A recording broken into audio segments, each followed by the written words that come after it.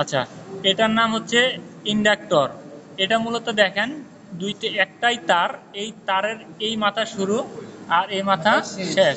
এই একটা তারকে কয়েলের মতো করে একটা ফেরাইট কোরের উপরে পেঁচানো হয়েছে। ঠিক আছে, এটা হচ্ছে একটা ভিতরে কি কোর, এই কোরের উপরে রাউন্ড করে তারটাকে পেঁচায় একটা কয়েল তৈরি করা হয়েছে। অর্থাৎ একটা তারের কুণ্ডলীকে, পেঁচানো কুণ্ডলীকে ইন্ডাক্টর বলা হয়। তাহলে ইন্ডাক্টর কি? জাস্ট একটা তার। তাহলে এটাতে আমরা কি পরিমাপ করতে হবে? কন্টিনিউটি পরিমাপ করতে হবে। তাহলে আমরা কন্টিনিউটি মুডে দিলাম।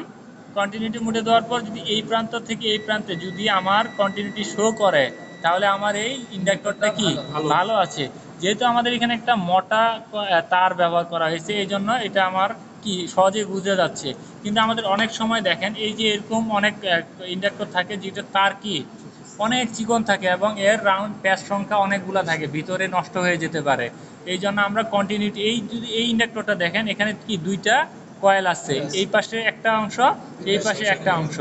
এই অংশকে যদি আমি ধরি, এই একটা তারের এক মাথা, এই তারের এক মাথা যদি আমার কন্টিনিউটি শো করে, তাহলে কি আমার কয়েলটা ভালো আছে, কোথাও মাঝখানে ছিঁড়ে যায় নাই।